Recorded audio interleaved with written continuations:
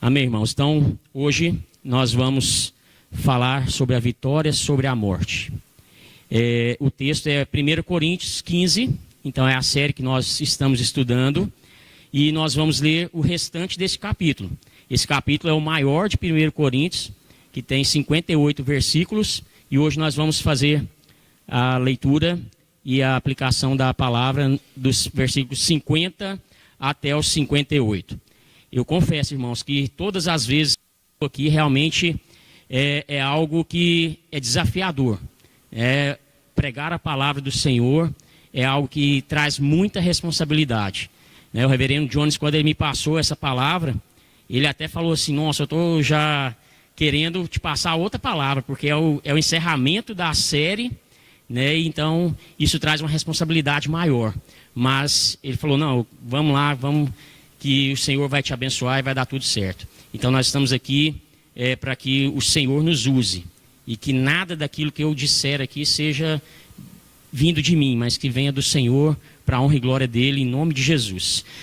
Eu trouxe aqui nos slides também o texto, mas se você puder abrir a sua Bíblia, tanto na Bíblia impressa ou no seu aplicativo aí, mas que fique só no aplicativo também, para que nada te atrapalhe nesse momento a meditar e a entender aquilo que o Senhor estiver falando. Então nós vamos ler na versão Nova Almeida atualizada. E diz assim o texto de 1 Coríntios 15, 50 a 58. Com isto, quero dizer, irmãos, que a carne e o sangue não podem herdar o reino de Deus, nem a corrupção herdar a incorrupção. Eis que vou lhes revelar um mistério. Nem todos dormiremos, mas todos seremos transformados. No momento, num abrir e fechar de olhos, ao ressoar da última trombeta. A trombeta soará, os mortos ressuscitarão incorruptíveis, e nós seremos transformados. Porque é necessário que esse corpo corruptível se revista da incorruptibilidade, e que o corpo mortal se revista da imortalidade. E quando este corpo corruptível se revestir de incorruptibilidade, e o que é mortal se revestir de imortalidade, então se cumprirá a palavra que está escrita: tragada foi a morte pela vitória. Onde está, ó morte, a tua vitória? Onde está, ó morte, o seu aguilhão? O aguilhão da morte é o pecado, e a força do pecado é a lei. Graças a Deus, que nos dá a vitória por meio de nosso Senhor Jesus Cristo. Portanto, meus amados irmãos, sejam firmes, inabaláveis e sempre abundantes na obra do Senhor, sabendo que no Senhor o trabalho de vocês não é vão. Vamos orar mais uma vez? Ó Deus, em nome de Jesus, que a tua palavra seja como uma faca de dois gumes, que venha, Senhor, trazer à luz da nossa vida, do nosso coração, tudo aquilo que o Senhor quer nos ensinar nessa noite. Que o Senhor nos abençoe e que o Senhor possa, Senhor, fazer a tua vontade ser aplicada em nossos corações através da tua palavra. É isso que nós te pedimos, te agradecemos, em nome de Jesus Cristo. Amém. Amém. Então, para que a gente possa começar, eu vou fazer um resumo daquilo que já foi dito aqui pelo reverendo Jones nas palavras passadas, e que é o contexto do nosso texto, o que ele está falando, Então, lá no capítulo 15 da carta de 1 Coríntios, Paulo faz uma defesa sobre a ressurreição dos mortos e a ressurreição de Cristo. Por quê? Porque muitos ali na igreja de Corinto estavam levantando a questão que não existia ressurreição, que a ressurreição não era verdadeira. Então, Cristo de fato ressuscitou. Paulo, ele diz que ele é uma testemunha ocular. Nós sabemos, irmãos, que Paulo viu Jesus ressurreto. Paulo viu Jesus em toda a sua glória e esplendor. Lá no caminho, quando ele estava indo para perseguir a igreja, e ele ainda se chamava Saulo, uma luz muito forte, a luz de Jesus, cegou ele naquele momento, e todos que estavam com ele ali junto, a comitiva dele. Mas ele pôde ver, os outros não viram. Olha que maravilhoso foi isso. Eles ouviram a voz que vinha do céu, uma voz poderosa, mas eles não viram Jesus. O único que viu Jesus naquele momento foi Paulo. Mas eles sabiam que Paulo viu Jesus, porque eles sabiam que aquilo que aconteceu não era algo normal. Você está andando e de repente uma luz extraordinária que cega todos que estão ali à frente, naquela época, 2000 anos atrás.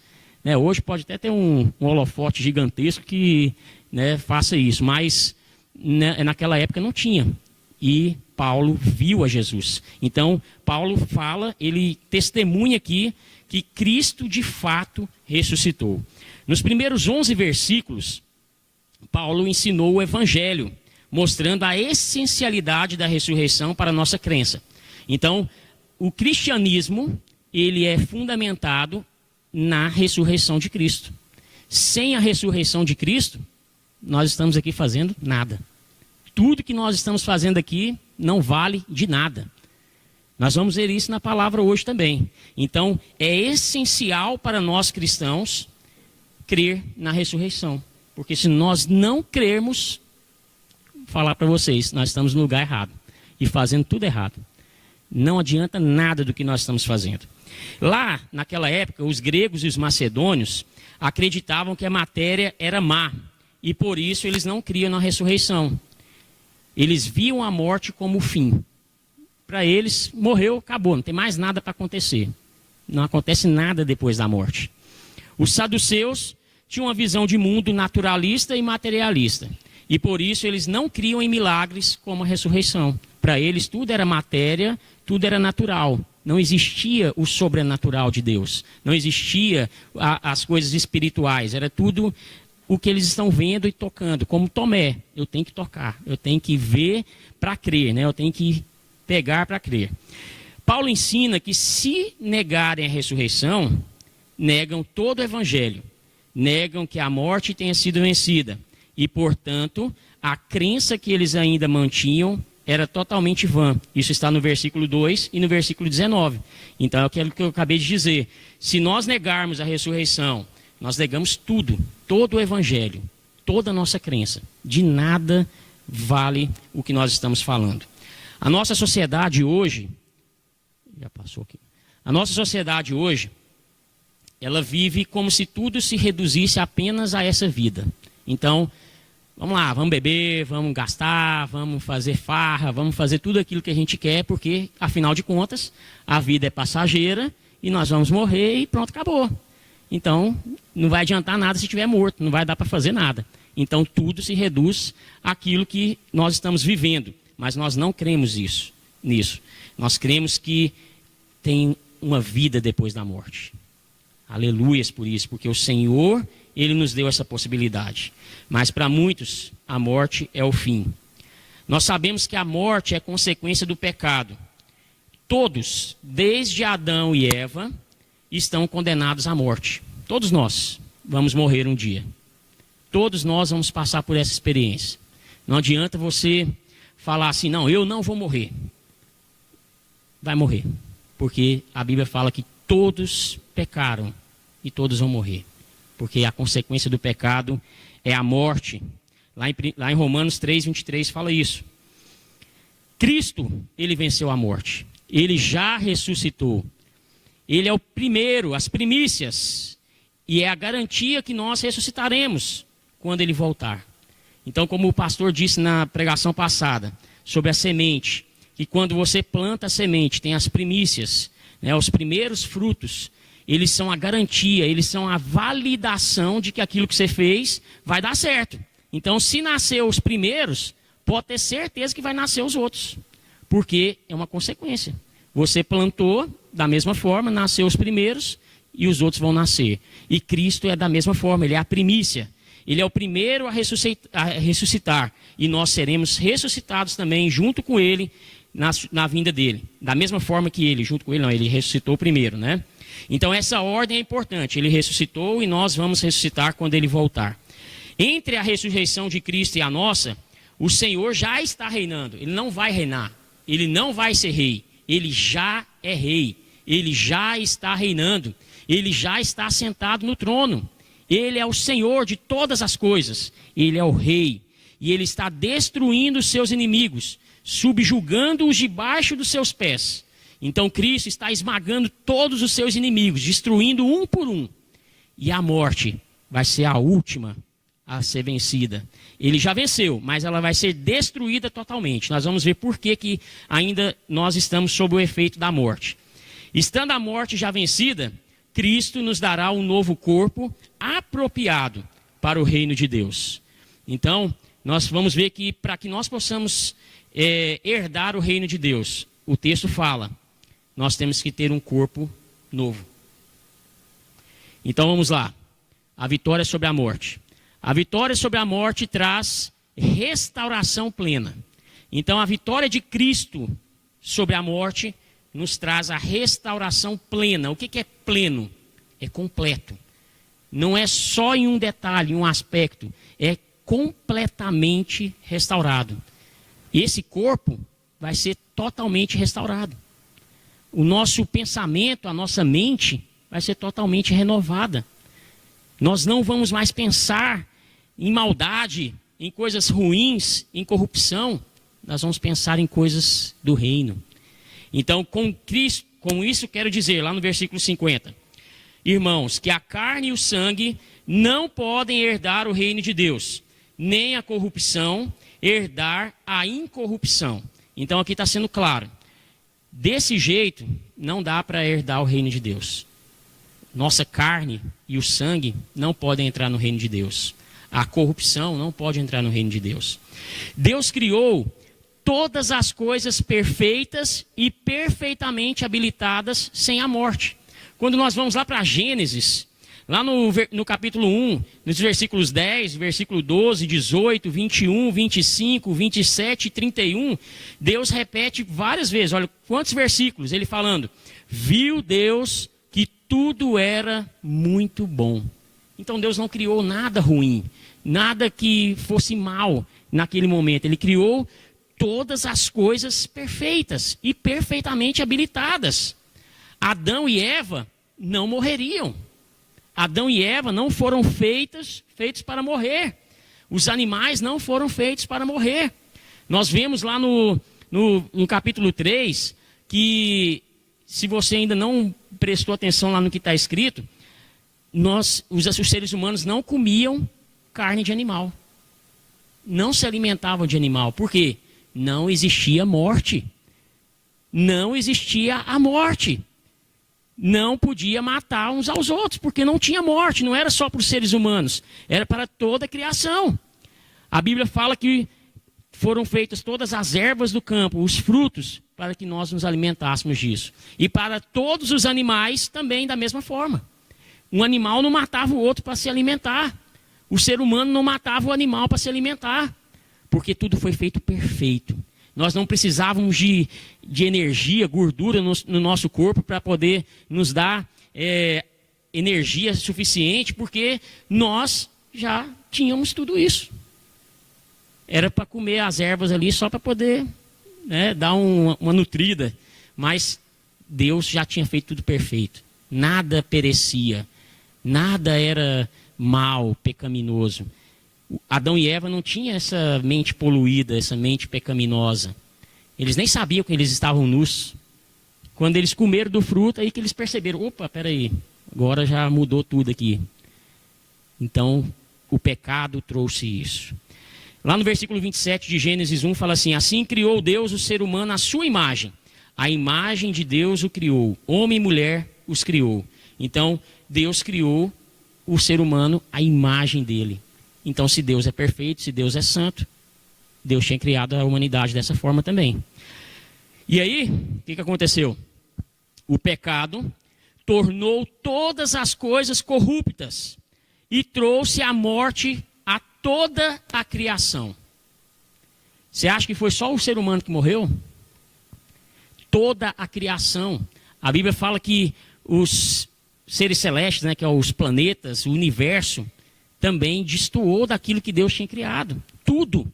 Hoje você vê um animal atacando outro animal só pelo simples fato de matar. Hoje você vê o ser humano fazendo coisas terríveis. Hoje na aula para os adolescentes, hoje mais cedo, Jordana, nós falamos sobre aborto. Que coisa terrível. um ser humano tem capacidade de fazer, porque o pecado trouxe a corrupção.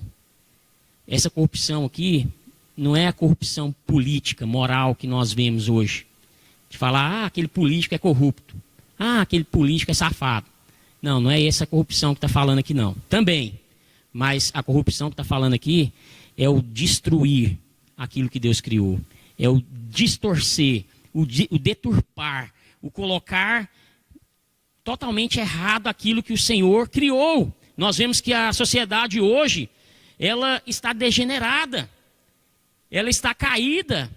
Tudo que a sociedade faz é contra Deus. Tudo que a humanidade faz é contra Deus. Se você falar Deus em algum lugar, você pode até ser chamado a atenção, porque não aceito falar de Deus aqui não. Porque Deus não cabe aqui. As pessoas não querem saber de Deus. As pessoas querem Deus longe, para que elas possam se deleitar nas suas concupiscências, nos seus pecados, nas suas imoralidades. É isso que a humanidade quer, por causa do pecado. E Deus disse a Adão, lá em Gênesis 3, por ter dado ouvidos à voz da sua mulher e comido da árvore que eu havia ordenado que não comesse, maldita é a terra por sua causa. Em fadigas você obterá dela o sustento durante todos os dias de sua vida. Ela também produzirá espinhos, ervas daninhas, e você comerá a erva do campo.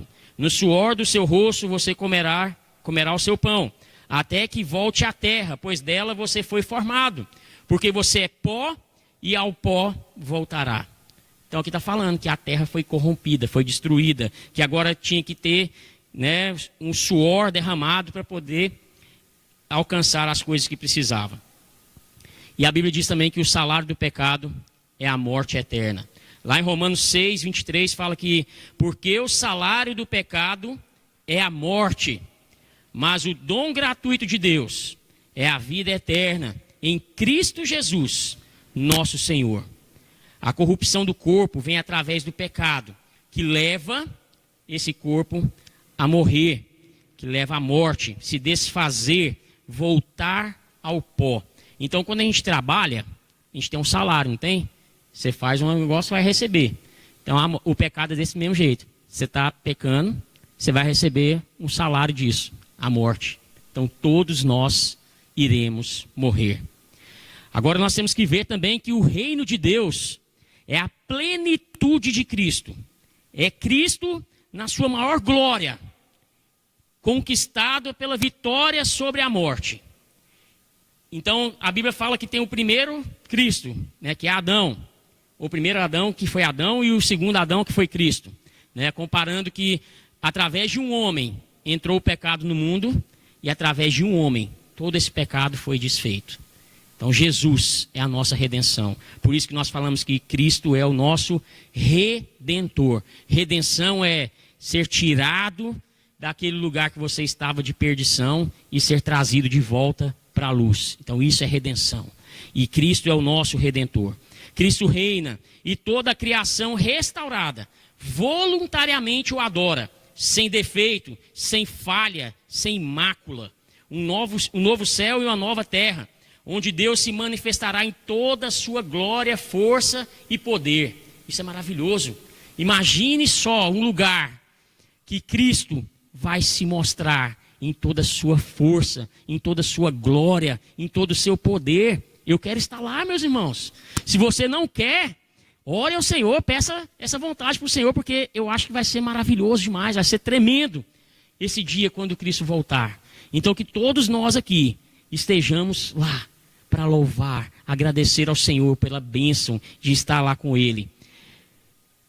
Como nós estamos, já falou lá que a corrupção e a carne e o sangue não podem herdar o reino de Deus. Então, como nós estamos, nós não podemos entrar nesse reino. Não tem condição do pecado habitar nesse reino. Não sei se vocês lembram, quando Cristo estava na cruz, ele disse uma frase assim: Eli, Eli, lama sabachthani. O que quer dizer isso? Meu Deus, por que me desamparaste? Naquele momento, Cristo estava separado de Deus. Cristo não tinha contato com Deus naquele momento, porque todo o pecado de toda a humanidade estava sobre ele. E nós vemos na Bíblia que Deus é santo. E a santidade de Deus não permite que ele compartilhe do pecado. Então, naquele momento, Jesus, ele teve que se separar de Deus. Jesus, como filho, se separar de Deus Pai, porque o pecado estava sobre ele. Eu quero fazer uma ilustração aqui agora, para a gente entender melhor por que nós não podemos entrar lá no reino de Deus dessa forma. Imagine você que todos nós fomos convidados para uma grande festa. Então, recebemos um convite. Só que, para entrar, é necessário uma roupa especial. E essa roupa, ela não pode ser fabricada em qualquer lugar. Ela não pode ser falsificada e ela também não pode ser fabricada por qualquer pessoa. Só existe uma pessoa que tem essa roupa. Essa pessoa se chama Jesus. Ele é o único que pode dar essa roupa para você. Ele é o único que pode dar de graça, porque ele já pagou o preço que precisava pagar por essa roupa. E foi um alto preço, não foi qualquer preço. Não foi um preço que nós poderíamos pagar. Só ele poderia pagar esse preço. E para que nós possamos ser beneficiados com essa roupa, nós teríamos que entender e reconhecer que essa roupa que nós estamos usando é velha, é um trapo de imundícia, e que nós precisamos tirar essa roupa, que nós precisamos ser lavados pelo sangue de Jesus, porque nós estamos sujos, nós estamos totalmente depravados, e só o sangue de Jesus que pode nos limpar, só o sangue de Jesus que pode tirar toda essa mácula, todo esse defeito que nós temos. Então nós temos que ser lavados pelo sangue de Jesus, para ser purificado, e deixar a nossa vida diante dele. Tem que fazer isso ainda, não é só ser lavado, não. Nós temos que abandonar a nossa própria vida para que seja de Deus, seja dele, seja de Cristo. Nossa vida tem que ser deixada diante dele. E só assim nós vamos receber essa nova roupa. E aí sim nós poderemos entrar nessa festa, no reino de Deus, e estar com ele, reinar com ele eternamente. Numa pregação que eu fiz aqui passada, eu falei sobre a questão do eterno. A gente, quando vai pensar em eterno, a gente pensa logo em tempo, porque para nós tudo é muito limitado. E a gente liga a eternidade com o tempo. Mas eu queria dizer para vocês que eternidade não tem nada a ver com o tempo. Eternidade é um atributo de Deus. O Senhor é eterno. Deus é eterno. Jesus é eterno. O Espírito Santo é eterno. É um atributo dele. Então isso não tem a ver com o tempo. E eu vou provar para vocês. Se nós pegarmos 1 milhão de anos e tirar 1000 anos desse 1 milhão de anos, vai continuar sendo 1 milhão de anos? Não. É tempo. Você tirou 1000 anos de 1 milhão, não é 1 milhão de anos mais. Agora, tire 1 bilhão de anos da eternidade. Quanto tempo vai restar? A eternidade. Não é tempo. Não é tempo. Por isso que nós não conseguimos entender o que é ser eterno. Porque é só Deus que pode ser eterno. E nós vamos receber essa eternidade de Deus assim que recebemos o novo corpo. Isso é maravilhoso. Nós também seremos eternos. Então vamos lá. A vitória sobre a morte traz restauração plena. A vitória sobre a morte é o mistério revelado. Aqui Paulo, no versículo 51, ele começa a dizer que ele vai revelar um mistério. Nem todos dormiremos, mas todos seremos transformados. Ele fala de mistério. E ele fala também que nós seremos transformados num momento, no abrir e fechar de olhos, ao ressoar da última trombeta. Mistério e revelação. O que seria mistério para nós e revelação? A Bíblia trata mistério como as características e etapas do plano da redenção do Senhor para a criação. Então todas as etapas desse plano redentivo do Senhor para nós, eles são tratados como mistérios. Por quê? Porque Deus, ele encobriu esses planos, essas etapas, essas características de nós por causa do pecado. Então nós não podemos saber por nós aquilo que Deus preparou, porque nossa visão está encoberta por causa do pecado. Nós não vemos na totalidade. E aí Deus resolveu revelar esses mistérios aos poucos. Ele foi revelando esses mistérios através de homens que foram escolhidos por Deus, inspirados por Deus. Então não foi qualquer pessoa, foi pessoas que ele mesmo escolheu. No Velho Testamento, essas pessoas são os profetas. Então você vai ler o Velho Testamento lá, você vai ver que o profeta falou, vai acontecer isso. Né? Deus disse que isso vai acontecer. E isso era uma revelação do mistério de Deus, para o plano redentivo que nós passaríamos por ele. No Novo Testamento, não existem mais profetas. Jesus, ele foi o último profeta. Depois de Jesus, não tem mais profetas. E quem que Deus usou para poder revelar esses mistérios para nós no Novo Testamento? Os apóstolos. Então, somente os apóstolos tinham capacidade de revelar esses mistérios. Ninguém mais. Hoje nós não temos essa capacidade mais. Hoje nós não somos mais inspirados por Deus a esse ponto de revelar o mistério de Deus sobre o plano redentivo do Senhor.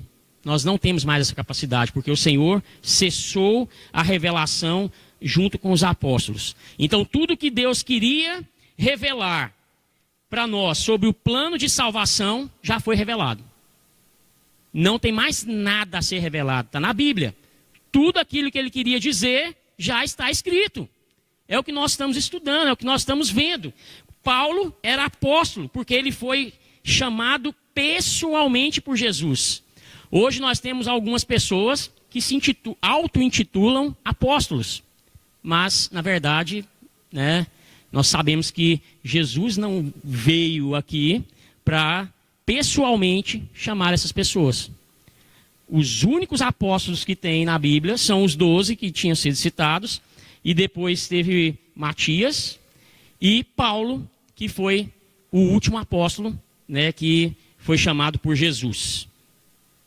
Então, mistérios são aquilo que pessoas escolhidas, inspiradas por Deus, com autoridade dada por Deus, eles revelam o plano redentor do Senhor. Então, a Bíblia diz que tem um mistério, ou tem vários mistérios, mas tem um mistério que nós não vamos saber essa revelação do mistério até ela acontecer. É a volta de Jesus, é aquilo que nós estamos falando. A Bíblia fala assim que, lá em Mateus 24, 36 a 37, fala assim: mas a respeito daquele dia e hora, ninguém sabe, nem os anjos dos céus, nem o Filho, senão o Pai. Pois assim como foi nos dias de Noé, assim será também a vinda do Filho do Homem. Ninguém mais tem essa autoridade de escrever a palavra de Deus. A palavra de Deus já foi encerrada. Não dá para, igual pastores, alguns ditos pastores, entre aspas, quererem que a Bíblia seja reescrita, porque ele acha que está desatualizada. Quem deu essa autoridade para ele? Ele não tem autoridade de fazer isso, e tem pastores hoje em dia falando isso. Não, a Bíblia tem que ser reescrita, porque foi escrita 2000 anos atrás e não tem nada a ver com o que nós estamos vivendo hoje. Misericórdia, a Bíblia ela é viva, ela é eficaz, todos os dias ela se renova, porque é o Senhor mesmo que deu a autoridade dela ser escrita. E Deus fala que nem o Filho sabe a respeito do dia da volta. Nem o Filho. E teve muitas pessoas já que tentaram descobrir a data da volta aí, né? O mundo vai acabar dia tal. Aí todo mundo, então vamos preparar para voltar, né? Porque está chegando o dia da volta de Jesus. Não, nós não sabemos. E todos eles falharam, e quem insistir em fazer isso vai falhar. Se alguém falar para você, Jesus vai voltar tal dia, Deus disse isso para mim, dá uma bicuda nessa pessoa, porque não é de Deus.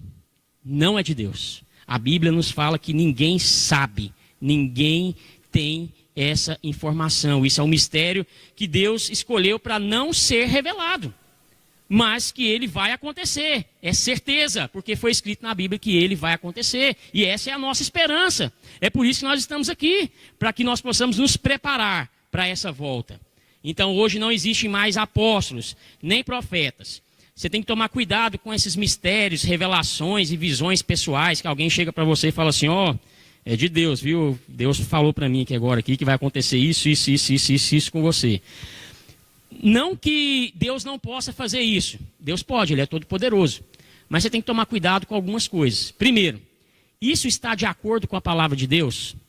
Isso está de acordo com aquilo que Deus quer para a sua vida? Então, você pode buscar a Bíblia e ver se aquilo que está sendo falado tem base nas Escrituras. Se não tiver, nem acredita. E outra, essa visão pessoal, ela é pessoal.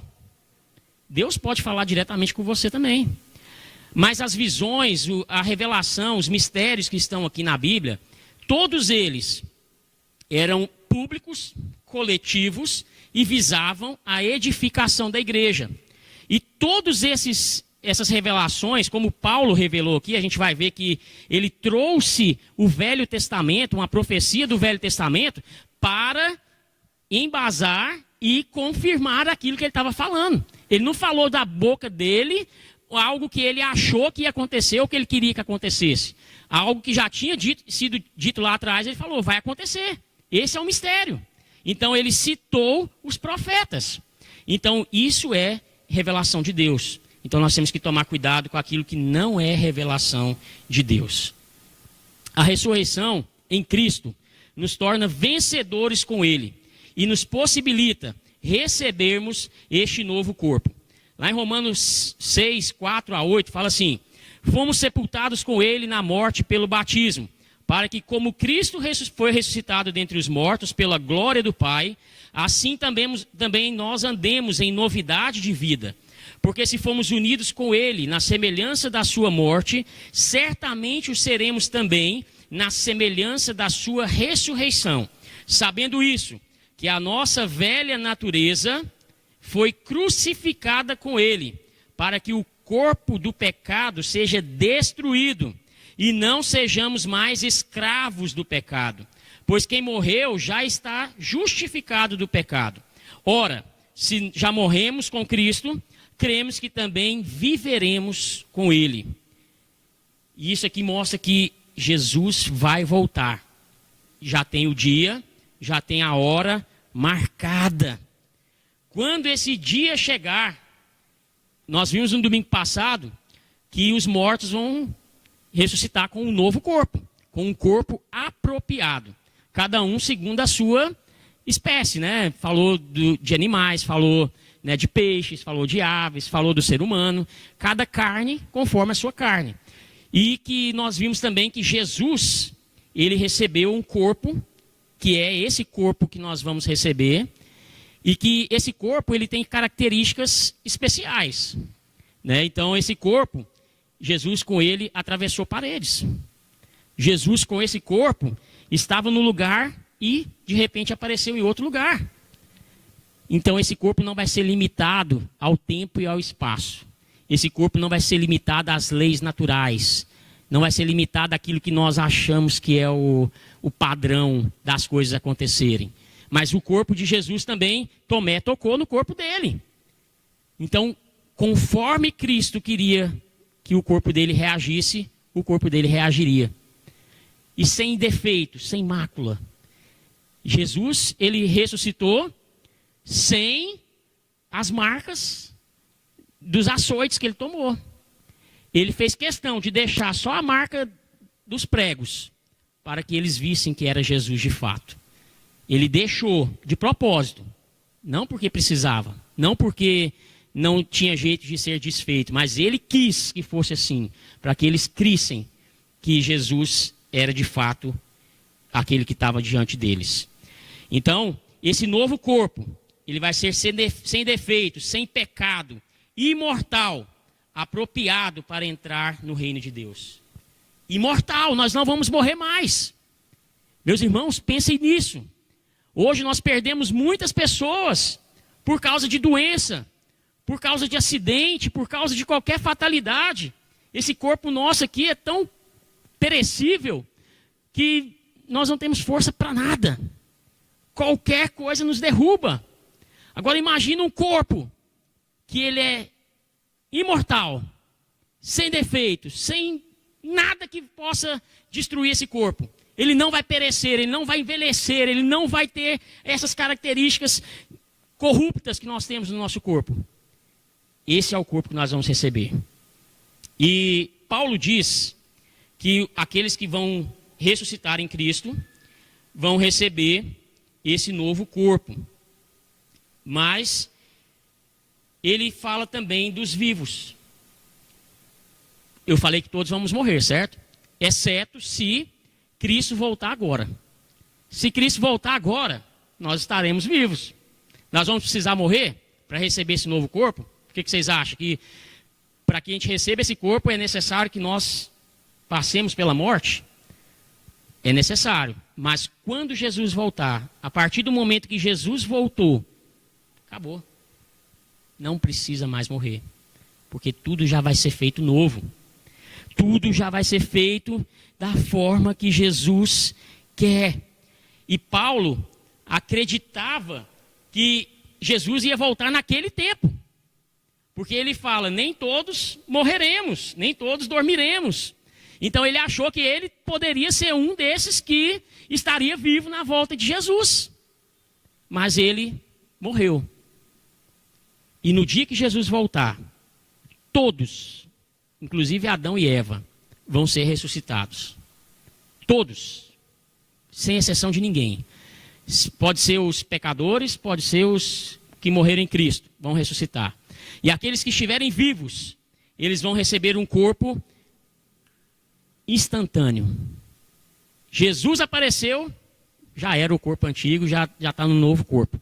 Paulo aqui usa uma expressão interessante. Ele fala num abrir e fechar de olhos, num piscar de olhos. Para ele, naquela época, isso era a coisa mais rápida que existia. Não tinha mais nada mais rápido do que abrir e fechar o olho, piscar o olho. Hoje, se ele fosse falar hoje, ele poderia falar que poderia ser mais rápido que um Pix, né, que é rápido. Ou poderia ser mais rápido que a velocidade da luz, que é a coisa mais rápida que nós conhecemos hoje. Eu acredito que vai ser muitas vezes mais rápido que isso. Instantaneamente. Você nem vai perceber, porque quando Jesus aparecer, nada do que é pecaminoso vai poder resistir. Tudo será destruído. A morte vai ser totalmente destruída. É o fim da morte. Para aqueles que estão em Cristo, é claro. Porque aqueles que não estão em Cristo, aí nós vamos ver aqui o que vai acontecer. Né? Vai ser jogado no lago do fogo eterno. É a morte eterna. É aquilo que a gente fala. Se você não crer em Cristo, você vai para o inferno. Mas o inferno também vai ser lançado dentro desse lago do fogo. O inferno não é eterno, ele vai ser lançado lá dentro do lago do fogo. Esse é o lago do fogo eterno. Então, nós vamos receber esse corpo instantaneamente. A volta de Cristo será o último ato do plano da redenção. Não vai ter mais nada depois disso. Em relação ao plano da redenção, ao plano da salvação, o final é a volta de Cristo. E aqui fala que Cristo vai voltar ao tocar da última trombeta. Então é o último ato. Essa é a evidência, a última trombeta. Então, todos os atos reais são anunciados através de trombetas, né? Você pode olhar lá, por exemplo, hoje nós temos ainda alguns países no regime de monarquia, como lá na Inglaterra, que a maioria das coisas que vai fazer quando a rainha vai chegar, alguém tem que anunciar a chegada da rainha, está chegando. Era dessa forma, tudo que era feito para o rei era anunciado através de trombetas. E aqui a Bíblia fala que a trombeta vai soar, anunciando a volta do rei Jesus. E nós temos uma cronologia aqui. Paulo fala de uma cronologia de fatos. Que ele fala que vai soar a trombeta, aí depois de soar a trombeta, os mortos vão ressuscitar, e depois aqueles que foram mortos, ou que estão vivos, vão receber, né, a transformação. Então a trombeta soará, os mortos ressuscitarão incorruptíveis, e nós seremos transformados. Então soou a trombeta, Jesus voltou, ressuscitou os mortos, nós fomos transformados, e aí ele vai separar o joio do trigo. Ele vai separar as ovelhas dos bodes. Então, aqueles que forem com ele, ele vai levar aos céus. Esse é o arrebatamento que nós temos na palavra. Nós vamos ser assuntos ao céu. Esse é o arrebatamento. Tem muitas pessoas que acreditam que Jesus vai vir uma segunda vez, secretamente, buscar alguns depois, passado de um tempo, que a igreja vai sofrer, vai vir de novo e vai buscar o restante. A Bíblia não tem evidência sobre esse fato. A evidência que tem é essa aqui, que é a última trombeta. Jesus vai voltar numa última vez, uma única vez. É o único ato e último ato de Jesus voltar. Quando ele voltar, tudo vai ser consumido. As coisas que estão nesse mundo vão acabar. Vai ser o fim deste mundo. Tudo que é corrupto será destruído, para que o incorruptível seja estabelecido. Não haverá possibilidade de arrependimento quando Jesus voltar. Quando ele aparecer, todo olho verá, todo joelho se dobrará e toda a língua confessará que Jesus Cristo é o Senhor. Mas aí nesse ponto já não vai ter mais chance. É a mesma coisa de quando você morrer. Quando você morrer, não tem mais chance. Alguns acreditam que vai ter um julgamento que você posteriormente ainda pode ter a chance de ser salvo. A Bíblia não fala isso. A Bíblia fala que aos homens é dada uma única vida. E essa vida é o tempo que nós temos para decidir se nós queremos ir com Cristo ou se queremos ficar sem Cristo. As pessoas hoje, como eu disse no começo, estão rejeitando Deus, estão rejeitando Cristo. Quando fala de Cristo, as pessoas zombam, as pessoas querem fazer gracinha, querem contar piadinha. Tem um grupinho aí nas redes sociais aí que fica fazendo coisas sobre Jesus como se Jesus fosse uma piada. Eu nem vou falar o nome aqui porque realmente não é necessário e eu não quero dar ibope para esse povo. Mas eu acho que você já sabe quem que é. Fica fazendo encenações sobre Cristo como se fosse piada, colocando Jesus de formas que ele não é. E essas pessoas não sabem o que elas estão fazendo, porque elas estão afrontando o Rei, o Senhor, o Salvador, o Redentor. E quando Jesus voltar, Jesus vai falar: eu não te conheço, sai de perto de mim. Lá em Mateus 25, de 21 a 33, fala: quando o Filho do Homem vier na sua majestade, e todos os anjos com ele, então se assentará no trono da sua glória. Todas as nações serão reunidas em sua presença, e ele separará uns dos outros, como o pastor separa as ovelhas dos cabritos. Porá as ovelhas à sua direita e os cabritos à sua esquerda. Apocalipse fala no capítulo 21 e 2. E vi novo céu e nova terra, pois o primeiro céu e a primeira terra passaram, e o mar já não existe. Vi também a cidade santa, a nova Jerusalém, que descia do céu, da parte de Deus, preparada como uma noiva enfeitada para o seu noivo. Então, nós temos que entender que para o reino de Deus é necessário morrer, é necessário que esse corpo corrupto morra, que o corpo perfeito e perfeitamente habilitado por Deus seja refeito. Então a morte será tragada para os que são de Cristo. Então no versículo 54, fala que quando o novo corpo for entregue, a morte será tragada por causa da morte de Cristo. Conforme nós vimos no versículo 26 também, que fala que o último inimigo a ser destruído é a morte. Cristo venceu a morte na cruz, mas antes que ele voltasse e antes que todos os salvos fossem reunidos, o reverendo Johnny já disse isso, que Jesus agora ele está reunindo os salvos, então aqueles que estão sendo salvos dia a dia. Então por isso que a morte ainda não foi destruída totalmente. Porque para que esses salvos sejam reunidos, é necessário que a morte ainda esteja ativada. Mas quando Jesus voltar, vai estar tudo completo. E a morte será de uma vez por todas destruída. E Paulo fala que isso vai cumprir a palavra que está escrita. Então, como eu disse, a revelação do mistério é baseada em algo que já foi dito anteriormente. Lá em Isaías 25:8 fala assim: tragada a morte para sempre, e assim o Senhor Deus enxugará as lágrimas de todos os rostos, e tirará de toda a terra o vexame do seu povo, porque o Senhor falou. Lá em Apocalipse 20, 14 e 15 fala: então a morte e o inferno foram lançados no lago do fogo. Esta é a segunda morte, o lago de fogo. E se alguém não foi achado inscrito no livro da vida, esse foi lançado no lago do fogo. Então nós temos que entender isso. Se nós não formos achados no livro da vida, e só vai ser achado lá quem crer que Jesus é Deus, Ele é o Filho de Deus, que Ele morreu e ressuscitou. Não é só morreu não, ressuscitou para nos salvar. Esse vai estar no livro da vida. E aí Apocalipse 21, 4 fala: e Ele lhes enxugará dos olhos toda lágrima, e já não existirá mais morte, já não haverá luto, nem pranto, nem dor, porque todas as primeiras coisas passaram. Então, nós já vimos que a vitória sobre a morte traz restauração plena. A vitória sobre a morte é o mistério revelado. Cristo é o vencedor sobre a morte. E Ele é a nossa vitória. E aí, Paulo vai mostrar aqui que, ele usa uma expressão que às vezes a gente não entende essa expressão, porque era algo que era usado antigamente. Aguilhão.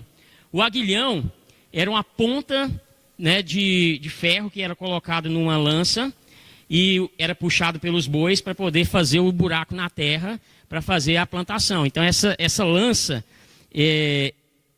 furava o buraco na terra, destruía a terra, feria a terra para que pudesse abrir o espaço para que as sementes fossem jogadas. Então Paulo compara aqui que o aguilhão da morte. Onde está a vitória da morte? Onde está o seu aguilhão? Onde está aquilo que fere as pessoas? Onde está aquilo que destrói a vida das pessoas? Aí ele fala: o aguilhão da morte é o pecado. E a força do pecado é a lei. Então, ele está falando que o aguilhão da morte, aquilo que fere, é o pecado. Aquilo que destrói é o pecado. E a força do pecado é a lei. Lá em Êxodo tem os 10 mandamentos, lá em Êxodo 20. E tem um versículo lá que fala assim: não matarás. Os mandamentos são leis. Se não existisse essa lei, não matarás, matar não seria pecado. Porque não existia na lei, não matarás. Só existe força no pecado quando tem lei. Então, quando a lei dá força para o pecado. A lei é aquilo que move o pecado e deixa o pecado abrir a brecha para matar, para que a morte seja evidente na vida da pessoa. Então, a graça de Deus, que é o favor não merecido, imerecido para nós, nos deu por meio da cruz de Cristo a vitória sobre a morte. Ela não pode mais nos destruir, não pode mais nos ferir. Cristo levou sobre si o aguilhão da morte. Então esse aguilhão que Paulo está falando aqui, foi sobre Jesus. Foi cravado em cima de Jesus. Jesus sofreu tudo aquilo que nós teríamos que sofrer. Nós não podemos esquecer nunca que a morte da cruz, a condenação pelo pecado, eram nossas. Nós que deveríamos pagar pelos nossos erros e pecados. Mas Cristo, pelo seu amor, voluntariamente, escolheu Ele, tomou o nosso lugar para sofrer tanta dor e humilhação, para que nós não precisássemos passar por isso, para que nós pudéssemos receber o dom gratuito de Deus, que é a vida eterna. Lá em Isaías 52, 14, é impressionante a profecia de Isaías, que ele fala com detalhes o sofrimento de Jesus. E lá ele fala assim: batiam em sua cabeça constantemente, arrancaram sua barba, foi espancado tão severamente que o seu aspecto não era mais de um homem. Que terrível, que sofrimento que Jesus sofreu na cruz. Arrancaram a barba de Jesus, espancaram Jesus de uma forma horrível, desumana. Jesus não se parecia mais com um homem, de tanto que ele apanhou. Mas nada disso matou Jesus. Nada disso poderia matar Jesus. Nós vemos que Jesus, ele voluntariamente entregou sua vida. Ele falou: a minha vida eu entrego nas tuas mãos. E aí ele morreu. Não foi o espancamento que matou Jesus. Não foi o nosso pecado que matou Jesus. Não foi a cruz que matou Jesus. Jesus, ele resolveu morrer por nós, voluntariamente. Então Jesus não seria vencedor se ele não tivesse completado o plano da redenção de Deus para a humanidade. Se ele tivesse apenas morrido. Se ele tivesse apenas morrido, ele seria um perdedor. Ele seria alguém que não teria vencido. Mas Jesus venceu. Ele venceu a morte. Ele humilhou a morte. Ele derrotou a morte e conquistou a ressurreição. Então, vamos concluir o nosso texto falando que, vencida a morte, devemos estar firmes, inabaláveis e abundantes. E ele fala lá no versículo 58, portanto, meus amados irmãos, sejam firmes, inabaláveis e sempre abundantes na obra do Senhor, sabendo que no Senhor o vosso trabalho não é vão.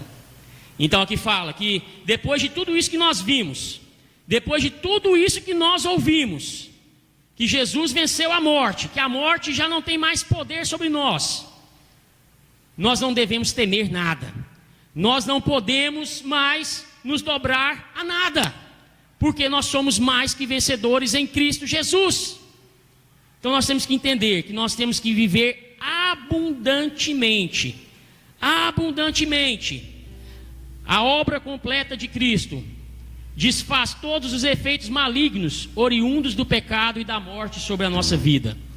Jesus é as primícias da seara, é a garantia, a certeza de que nós seremos como Ele, receberemos novos corpos, seremos restaurados, reinaremos com Ele para todo sempre. Imagine quão maravilhoso, eu já disse isso aqui, um corpo que não envelhece, que não fica doente, que não morre, não perece, não está sujeito às leis naturais e universais, é um corpo imortal.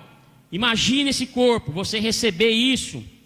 Nós não temos nada a temer, nem mesmo diante da própria morte, porque a morte já foi vencida. Nem a morte pode nos separar do amor de Cristo. Nada pode nos separar de Cristo.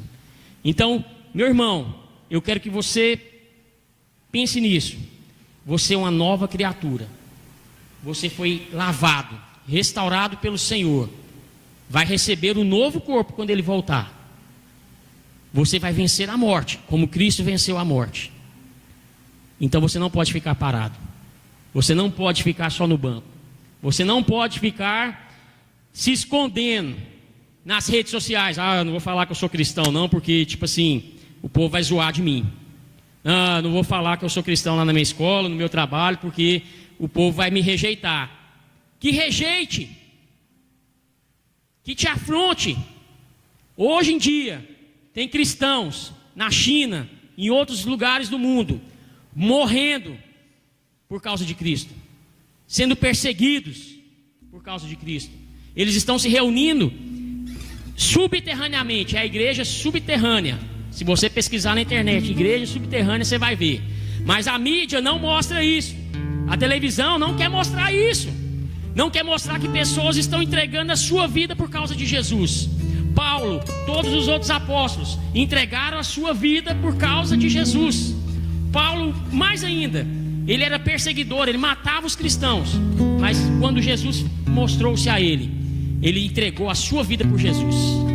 Então isso é suficiente para nós entendermos que nós precisamos ter também essa mesma atitude. Então, lá em Mateus 28, 19 e 20, Jesus fala assim: portanto vão e façam discípulos de todas as nações, batizando-os em nome do Pai, do Filho e do Espírito Santo, ensinando-os a guardar todas as coisas que tenho ordenado a vocês. E eis que estou com vocês todos os dias, até o fim dos tempos. Ser fiel até a morte, e eu lhe darei a coroa da vida. Está lá em Apocalipse 2. Seja fiel diante da morte. Se alguém te falar, se você for cristão, eu vou te matar, então me mate, porque eu sou cristão. Eu não vou negar o nome de Cristo, porque Ele não negou o meu nome quando Ele colocou lá na cruz. Ele morreu por mim, então agora eu vou morrer por Jesus. Então seja ousado, fale de Cristo, leve a mensagem de Cristo para as pessoas, para que elas se arrependam, para que elas saibam que Jesus está voltando. Ele voltará como ladrão que vem na noite. Ninguém sabe o dia nem a hora, mas nós temos que estar preparados, porque senão nós vamos ser pegos de surpresa e nós vamos perder a chance de estar com Jesus. Então, para aplicações rápidas aqui, a morte foi vencida, Jesus venceu a morte, Ele ressuscitou e voltará em breve. Todos seremos ressuscitados, uns para a vida eterna com Cristo e outros para a morte eterna. Jesus está voltando. Onde você passará a eternidade? Essa é uma resposta que só você pode dar para a sua vida. Você que pode escolher.